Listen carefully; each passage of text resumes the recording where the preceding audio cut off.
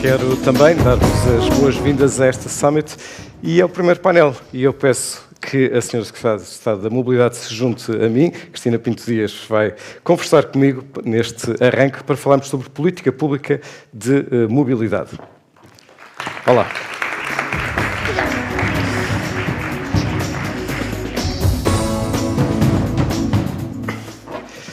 Bom dia, Sra. Secretária de Estado. Muito bom dia. Esta Summit é dedicada, ou tem como título, o carro do futuro. Não lhe vou perguntar qual é o carro do futuro, mas vou-lhe perguntar qual é o futuro do carro. Ou seja, na perspectiva do Governo, da política pública, qual é a visão e a perspectiva? Muito bem, muito bom dia a todos. Antes de mais, obrigada pelo convite, que aceitei com gosto. Falar de mobilidade finalmente é bom. Política do Governo para o automóvel. Bom, começaria, eu acho que me faz sentido fazer aqui um primeiro enquadramento para depois chegarmos àquilo que nos traz aqui e responder à pergunta do Pedro Guerreiro. Bom, eu diria que estamos na nossa década mais desafiante em termos de cumprimento de metas estabelecidas. Como todos sabem, temos a ambição de chegar a 2050 com um espaço comunitário livre ou zero emissões ou de emissões muito reduzidas, estabelecido no roteiro para a neutralidade carbónica. 2050 parece muito longe, não é tanto assim. No entretanto, temos desafios intermédios, que é o 2030 com o Green Deal, o Pacto Ecológico Europeu, que impacta muito em todos os setores, nomeadamente no setor da mobilidade, com metas muito exigentes e muito específicas. Nós temos que reduzir 40% dos gases com efeito de estufa provenientes dos transportes. Nós temos até 2030 de incorporar 23% de energias renováveis no consumo final que fazemos no setor dos transportes e temos que ter pelo menos, e aqui começa, 36% dos veículos novos matriculados a partir de 2030 têm que ser veículos elétricos. Isto a que se junta, 2035 passa a ser proibida a venda de veículos novos a diesel ou a gasolina. Portanto, o desafio é este, temos que dar cumprimento, estamos todos envolvidos, estamos todos comprometidos. Aqui a política do Governo é criar ou dar suporte a uma mobilidade que nós entendemos uma mobilidade verde, na medida que tem que ser uma mobilidade segura, que caminha tendencialmente para zero acidentes, uma mobilidade enlaçada, e aqui o conceito é a intermodalidade, a multimodalidade, ou seja, aproveitar a vocação de cada modo para que se consiga fazer a viagem o mais sustentável possível, ao menor custo possível. Depois, além destes dois conceitos, segura, enlaçada, vai ter que ser uma mobilidade inteligente, que aproveita as tecnologias disponíveis, que integra a bilhética, que usa a inteligência artificial, que usa a mobilidade as a service e, finalmente, se nós conseguirmos isto, seguramente estamos a construir uma mobilidade sustentável. Ora bem, e para começar a responder à pergunta do Pedro, quando nós estamos a falar em multimodalidade, intermodalidade, estamos a trazer para o conceito de mobilidade, uma mobilidade em primeira linha que gere coesão territorial. Uma mobilidade que erradique ou elimine pobreza de mobilidade. Quero com isto dizer, precisamos e convocamos todos os modos para fazer parte desta cadeia de valor multimodal. Estou-vos a falar de uma mobilidade ativa, pedonal, ciclável, estou-vos a falar da mobilidade flexível, aquela que se faz a pedido, estou-vos a falar da mobilidade partilhada, estou-vos a falar do táxi e do TVDE, estou-vos a falar do transporte público e estou-vos, obviamente, a falar do transporte individual. São todos estes modos que estão convocados para ajudar a construir a descarbonização e a digitalização que todos temos que dar cumprimento a um curto, médio prazo. Ora bem, quando vos falo do transporte individual nesta cadeia de valor, e é esse o tema, Obviamente que estamos a falar de um setor absolutamente extraordinário em termos de inovação e de ruptura com o que vinha sendo o setor, a indústria tradicional automóvel. Portanto, estamos a entrar num mercado do veículo elétrico. Nos primeiros 5 meses de 2024, portanto, deste ano, a informação que tenho é que 44% dos veículos novos registados já são veículos elétricos, o que nos coloca um desafio, é uma oportunidade, obviamente, mas também um enorme desafio. Ou seja, nós, para conseguirmos alastrar esta dimensão de utilização do veículo elétrico, que é ele que nos vai permitir, na cadeia de valor que acabei de explicar, contribuir para que façamos viagens cada vez mais e cada vez mais descarbonizadas, portanto, criar um aumento de cota deste veículo elétrico na cota do transporte significa aqui uma pressão muito grande na rede de carregamento de veículos elétricos. Essa pressão, por um lado, fruto de um aumento de procura é essa que tem que estar a sossegar, digamos assim, o consumidor. O consumidor, para no momento de pensar o veículo que vai adquirir, ele tem que estar confortável, tem que estar seguro que ou ao pé da sua casa ou ao pé do seu posto de trabalho, no seu emprego, tem postos de carregamento. Reconhece que ainda estamos longe disso, dessa previsibilidade. E esse é o caminho. Eu reconheço, por isso é que eu estou a dizer que há uma preciso mais investimento, quer na capacidade de rede, quer na rede elétrica, quer na rede de distribuição. Exatamente, Pedro. É exatamente isso que podemos esperar do governo? Aqui, o que é que nós temos? Temos uma lei que data de 2014 e, portanto, o que é que e que foi útil para aqui chegarmos, 2024, e eu creio que nos temos que sentar todos à volta da mesa, municípios que licenciam, Direção-Geral de Energia e Geologia, as associações do setor, os próprios comercializadores de energia de mobilidade elétrica, os carregadores de postos, portanto, os postos de carregamento. Temos que nos juntar, olhar para o que temos e aquilo que queremos. E o que nós queremos é uma abertura à concorrência. O mercado tem que respirar e o mercado tem que trazer e aportar valor. E o que nós temos hoje não está a responder com a velocidade que o mercado quer imprimir. Então, o que é preciso, e precisamos disso. No que diz respeito a isso, é uma alteração da lei de 2014. E nós estamos a trabalhar disso e teremos notícias até ao início do primeiro quadrimestre deste ano, relativamente a isso, para dar essa abertura que o mercado... Mas uma das linhas é mais concorrência. Mais concorrência. Está a falar na rede de distribuição. Na rede de distribuição, portanto, vão ser abertos provavelmente concursos? Obviamente, sempre no cumprimento do regime legal da contratualização pública. Sim. E já agora que estamos a falar de carro elétrico, em relação a incentivos e estímulos, seja às empresas, seja a particulares, de aquisição de carro elétrico, podemos esperar um reforço? Pode já, enfim, o Orçamento de Estado ainda não está a ser tanto quanto sei, ainda não há linhas. Não. Mas o que é que podemos esperar? Qual é o sentido das medidas? Eu diria que o primeiro aviso que nós fizemos no nosso Ministério, na Secretaria de Estado da Mobilidade, foi precisamente apoiar o setor do táxi na compra, na aquisição de veículos elétricos, de 7.500 euros de memória não me atraiçoa, e quando houvesse abate, 10.000 euros por viatura. Sim. Então, portanto, essa é uma aposta clara rumo a estas metas que temos para cumprir. Deixe-me voltar então um bocadinho atrás, porque fez um ótimo enunciado dos objetivos da política pública, portanto, mobilidade incluindo objetivos de ambiente, de custo, de coesão e depois coesão social, e depois da maneira como isso se diversifica entre e a forma como temos que aproveitar todos os modos para construir esse caminho, essa mobilidade verde. Então, deixe-me agora tentar entrar, claro que o Governo é muito recente e como disse, estão a preparar medidas legislativas, mas deixe-me tentar perceber desde vários aspectos que enunciou, desde o carro individual, o transporte público, à circulação pedonal, ciclovias, TVDE. O que é que podemos esperar? Falou ainda agora do táxi. TVDE, podemos esperar o quê? Mais incentivo? O TVDE é, neste momento, o que é que nós estamos a trabalhar e não iria avançar muito, porque em primeira instância tem que se falar com os visados. mas estamos a preparar com eles protocolos que permitam criar aqui uma maior regulação.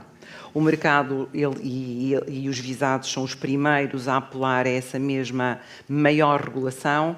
Está, diria, desregulamentado, entre aspas. É preciso criar aqui algum maior controlo, nomeadamente das instituições que têm a missão de fazer o mapeamento, as licenças atribuídas a quem, como.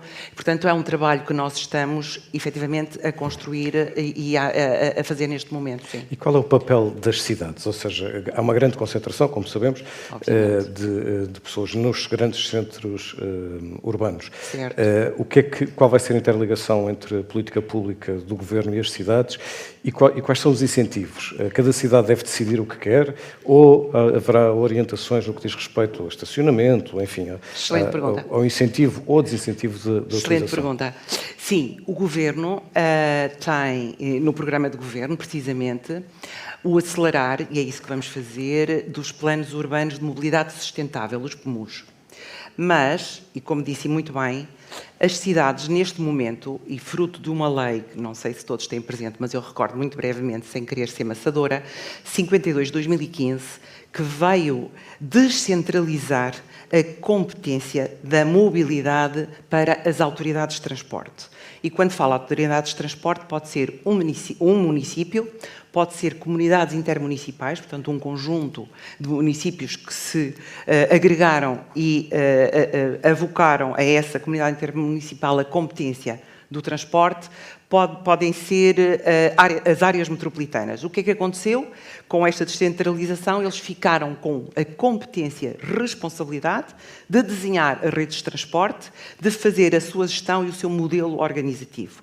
Ou seja, todas as cidades de norte a sul do país, neste momento, a responsabilidade está nos municípios. E pergunto a vocês porquê? Porque, efetivamente, são eles que conhecem as reais necessidades dos seus municípios, das suas pessoas, os movimentos pendulares que têm, os movimentos pendulares. O Governo não se vai meter nisso? Nem pode. É uma competência que está descentralizada. O que é que o Governo pode e vai fazer? E dizer, já agora para completar, eles ficaram com esta competência e recebem anualmente 410 milhões de euros para fazer esta competência. Nós, o que é que estamos a fazer?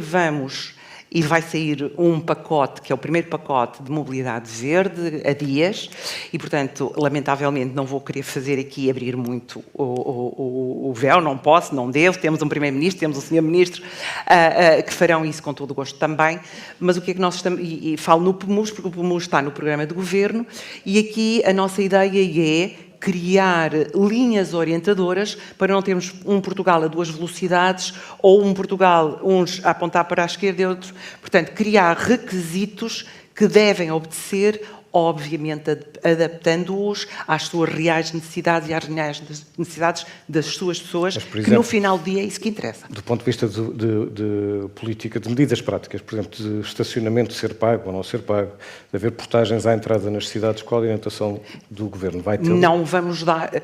O que é que nós vamos dizer? Vamos dar um guião da forma de fazer e são eles que nos irão trazer a nós propostas concretas, se for esse o caso, de medidas mais inovadoras, digamos assim, o que não passa por o Governo ditar as regras no que esta matéria diz respeito.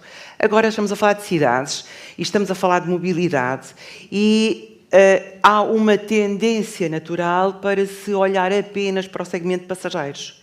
O segmento de mercadorias hoje nas cidades é igualmente importante. Ele é um polo de congestionamento.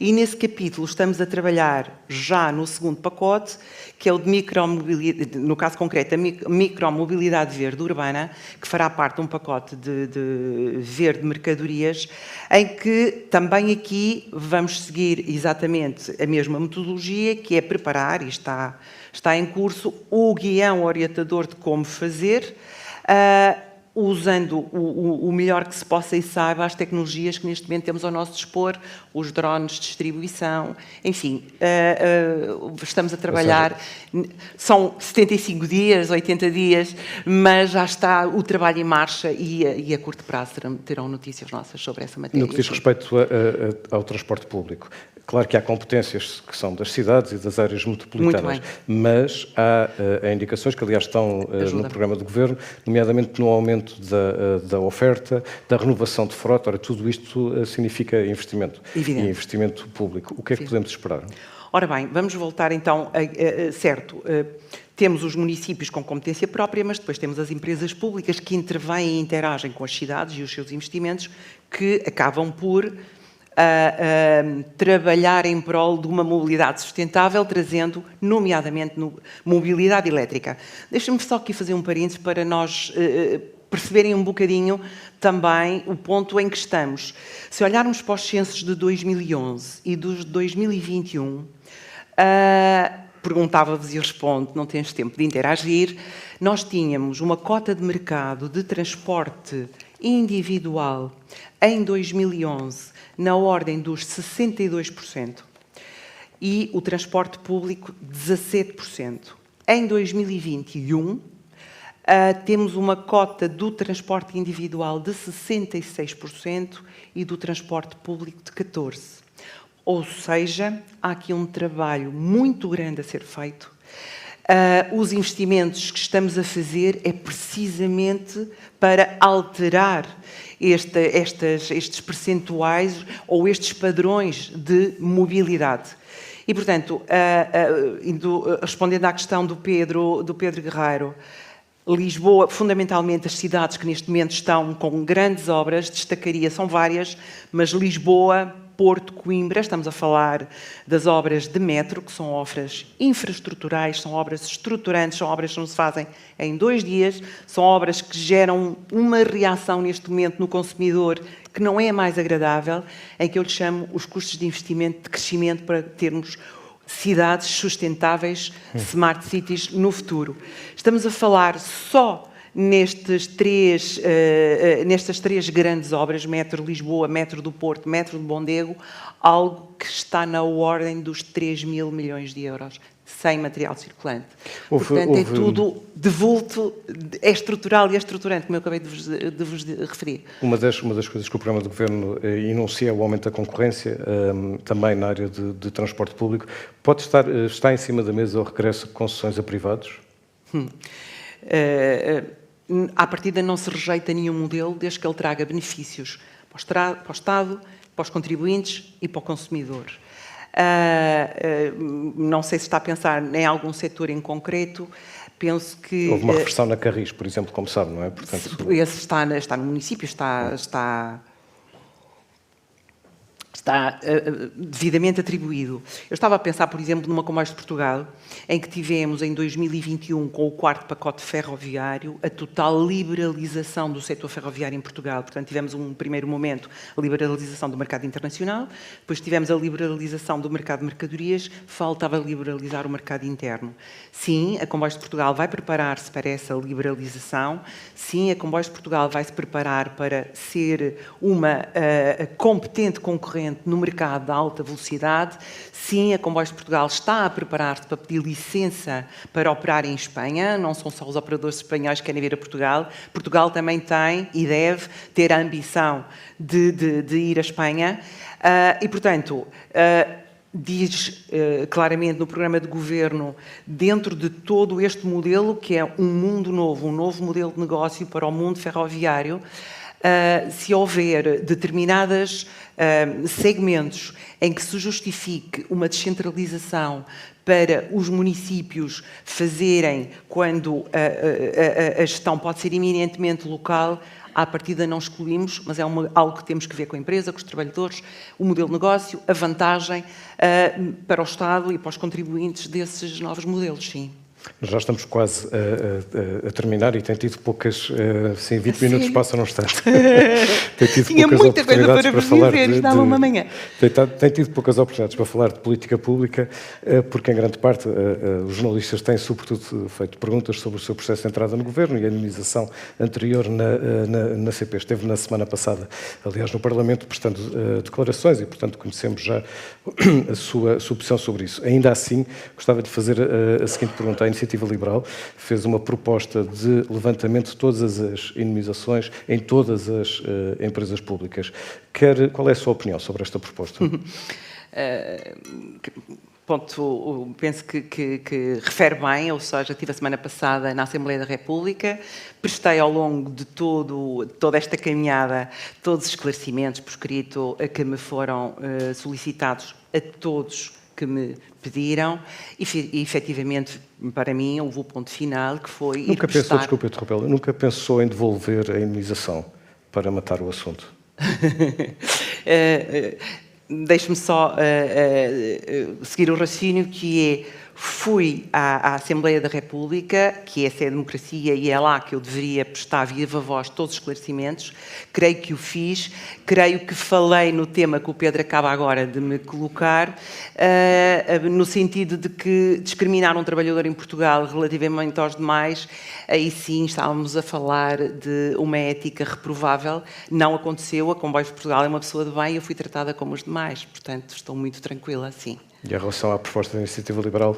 Relativamente à proposta da Iniciativa Liberal, e não querendo fugir, respondo a todas as questões, os deputados são soberanos, fazem o caminho da sua política pública da forma que entendem mais ajustada. Se esse for o caminho, pois que seja, não vejo...